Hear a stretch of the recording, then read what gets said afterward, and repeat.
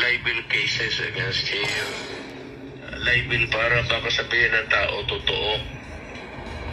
Sabi ko na isang katiting doon wala. Bakit daw gusto mong sunggaban si si Trillanes? Sanay kasi siya yung magkudita kung ano-anong kalukuhan ang pinapasok niya sa buhay. Gago! Manira ng ibang tao, sirain yung puri. Bali, and he gets away with it. Now, it's about time na kailan bigyan siya ng leksyon. Maraming yung level na masasalubong. Surely, yung isa dyan, hindi lang fine. Imprisonment talaga.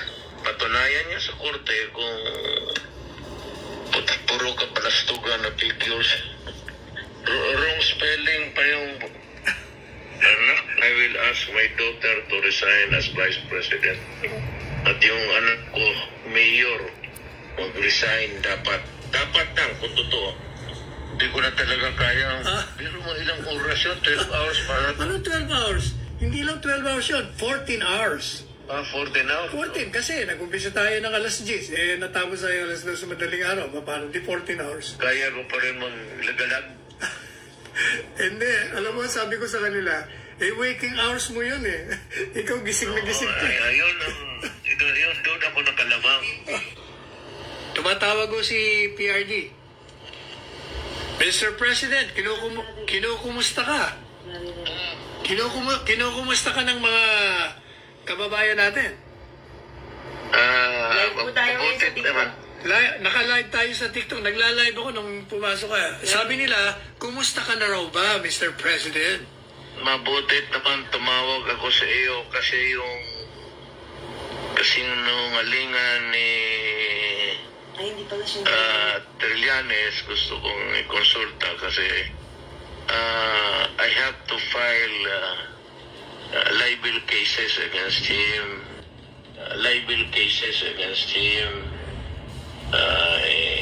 Ikaw yung abogado.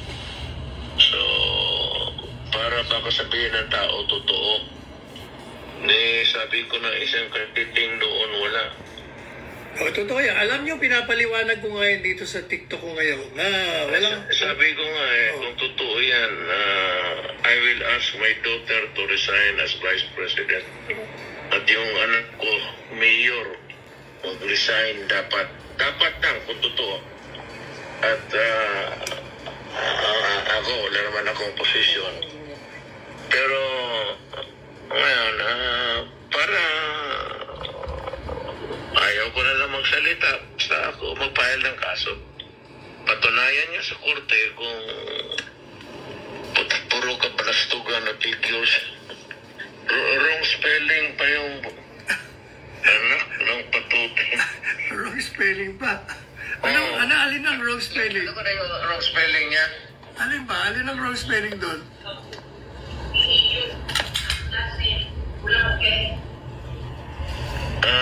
Yung kay Hanilet, kulang an N. Yung kay Paulo, kulang U. Wala. Anong gusto mong gawin ko? Papayala mo ng kaso? Ako, sa iyo. Presidente Duterte, naka Facebook live ako Naririnig ka ng taong bayan. Totoo. Ay, siya nga pala, tinatanong nga pala nila, saan ka daw ba nagpunta kahapon? Alas 2 na madaling araw, pagkalis natin doon sa, sa Kongreso. Alam mo, asawa ko nandito, naghintay Pero papaalis na rin siya nalit ngayong gabi. Pero teka muna, hindi ka na nagpunta sa kainan? Hindi ka na nag-dinner? Hindi ko na talaga kaya. Pero mo ilang oras yun, 12 hours para. Ano 12 hours? Hindi lang 12 hours yun, 14 hours. 14 hours? 14 kasi nag-umpisa tayo ng alas 10. Natapos tayo alas 2 sa madaling araw. Paano di 14 hours? Hindi ko kakalain na sa edad ko nito, kaya ko pa rin maglagalag. Hindi. Alam mo, sabi ko sa kanila, waking hours mo yun Ikaw gising na gising ka. Yun, doon ako nakalamang. Po, night person ako.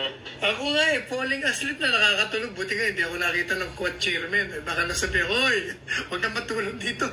Nakatulog nga ako ng ilang minuto. Ako wala naman sa awa ng Diyos kasi night person ako. Tinatanong nila, bakit daw gusto mong sunggaban si si Trillanes. Hindi, alam mo, sa totoo lang, somebody should teach him a lesson in life. Nasanay kasi sa yung Sanay yan si Trillanes ng bayaran utusan yan ng mga kuan. magkudita, kung ano-anong kalukuhan ang pinapasok niya sa buhay niya. Manira ng ibang tao, sirain yung puri, bali, and he gets away with it. Now, it's about time na kailan bigyan siya ng leksyon. Total, ito naman ang kalaban niya, ang totoo eh. Di umano yun, yung kanyang summary, puro figures. Ang bangko ang magsabi kung mayroon o wala. Korte yan eh. Tsaka niwala nga siya, Mr. President. Dapat malaman ng tao totoo at hindi. Pero Na si Inday. sabi ko nga, fake na fake yun. Kasi unang-una, hindi mo alam kung anong bangko yun. Tsaka wala naman magbibigay ng bangko ng gano'n. May secrecy. Secrecy law. Pati kung totoo man yun, secrecy law pa rin. Tsaka nga pala, binanatan ka ni Noli Di Castro. Wala ka daw isang salita. Bakit daw? Sinabi mo, sasayang ka ng waiver, tapos kinukontra mo. Kaya binira ko siya, sabi ko, Noli, ikaw ang pinaka-inutil na vice presidente ng bansa eh. Nagsasalita ka na hindi mo alam. Alam mo ba ako na yung waiver ni Presidente Duterte, matagal niya lang ginawa yun. Noong 2016 pa, kinover mo pa nga ako ko. Hindi ba nagbigay ka ng waiver? Tanda mo yung waiver? Kaya lang hindi ka ako nirelease kasi joint account. Yung isa, anak niya. Kaya yung bangko, hindi nirelease. Pero sa totoo lang, pinarelease niya pa rin. Ang laman ng kanyang bangko ay 15 or 16,000 pesos lamang. Hindi ba? Kaya walang nangyari.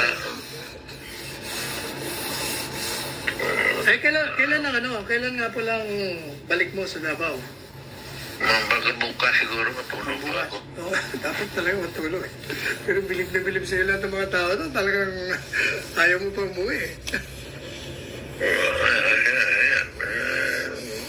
Basta gusto ko lang naman lumabas yung totoo. Ito, truth, yan lang, one word. Ano ang katotohanan? Dapat ilabas, lalo na kay Inday. Kasi nandiyan pa siya sa politika. Si Pulong mo, pati si Basti. Pero Especially Inday, kasi national siya. Teka muna, Presidente Duterte, sabi nila hindi ka na raw tatakbong mayor?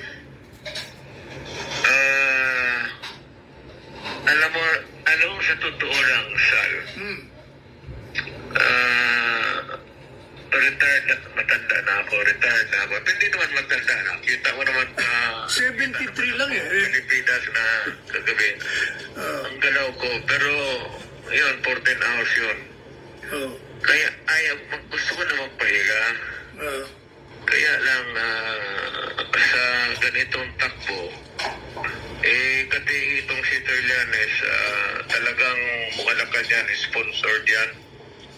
Hindi gagalaw yan ang gano'n yan. Walang pera yan. Bumalik Malaga. Ewan, nagtataka ako bakit ang Malacanang na ginagawa naman na, wala naman kaming kasalanan sa kanila. Hindi naman ako nag-atake kay Presidente.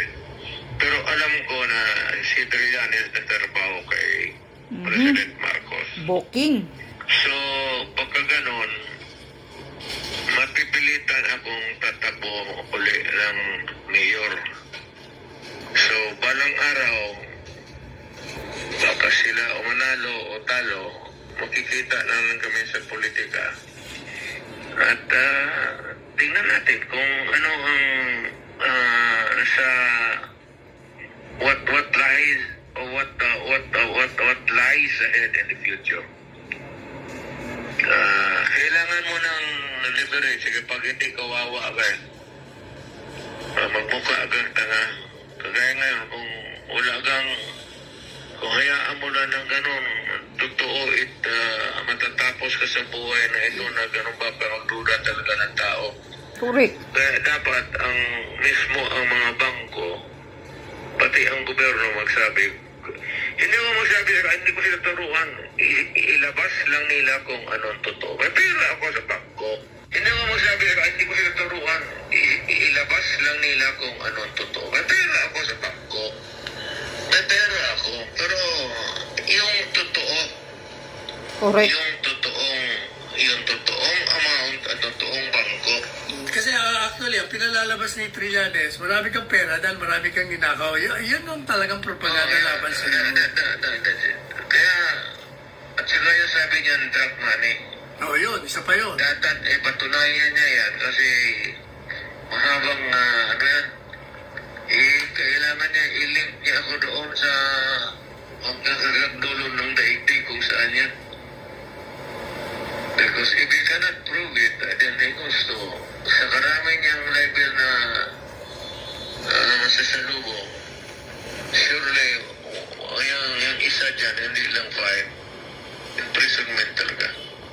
Serious charges yan eh. Lalo na yung allegations ng druga-druga. Alam mo ng taong bayan, alam ng taong bayan kung ano ang totoo. So, yung siya yung nagsisinungaling, siya ang may problema, hindi kami. All we have to do is, gano'n lang yan sa rin. Sabi niya, bangko. Hindi, buksan namin yung bangko. O, sabi ko, i-waiver, binigyan ko, ibibigay ko yung waiver ko doon sa committee. O, sige, buksan ninyo. Tignan ninyo. Huwag lang ninyo isabi sa iba. Titignan ninyo. Madali lang naman yan. Kung yan, ganon. O, sige, buksan natin. Ayun, i-prove mo niya yan ngayon. Drug money niya. So, lifetime savings na niya, pag-retire. so, desidido ka na mag-file ng kaso. Desidido lahat. So, Lahat ng anak ko, desidido mo. Individually kami. Sige, pawa ka natin kay Paulo, sa inaanak mo. Oo. Kaming dalawa ang mag-aabogado sa'yo. Sige, okay. Ikaw naman talaga. Oh. Sige. Okay. Sige, magpahinga ka na. Sige, salamat. Salamat din.